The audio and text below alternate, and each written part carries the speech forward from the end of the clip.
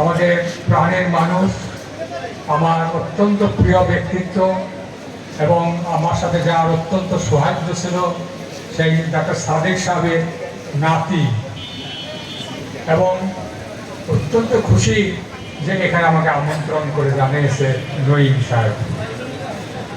আমি কিছু বলছি না, আমি বদরুল সাহেবের অধ্যক্ষ সাভার কলেজের যে গুণগুলি বলছেন শিহাব সাহেব সঙ্গে, সেগুলি সর্বভাবে সত্য। উনি অত্যন্ত অমায়িক, সদা আশ্চর্য। আমার সাথে আলাপ হয়েছে বেশ কিছুদিন আগে, আমাকে মুসাফাদের মহিলা কলেজের আমন্ত্রণ জানিয়েছিলেন। তারপরে যতগুলি আপনি বলি ততগুলো না স্যার তুমি বলতে হবে। শিহাবের বড় ভাই বখতিয়ার,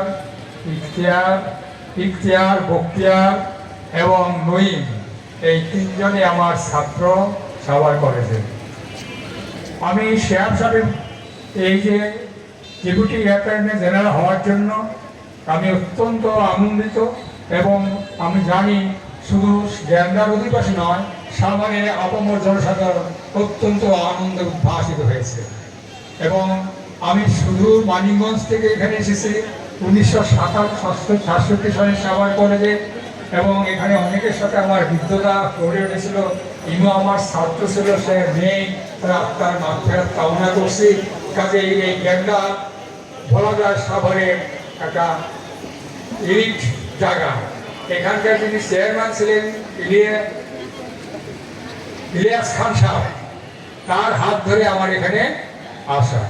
আমি কথা বলতেছি ভুলে গেছি, স্মৃতি ভংসতা মাঝে মাঝে আসে।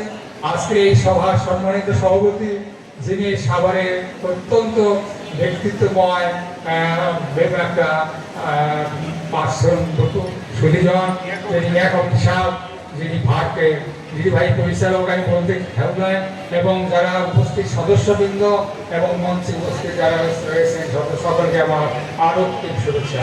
আমি ব্যারিস্টার শিহাব সাহেবের উত্তরোত্তর উন্নতি কামনা করছি।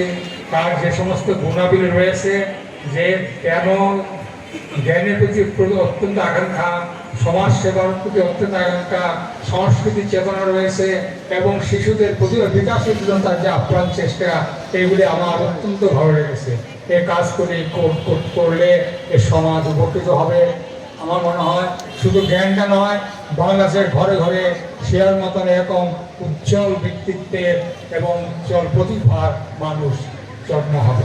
সকলকে আমার আন্তরিক শুভেচ্ছা, ধন্যবাদ সকলকে। আমি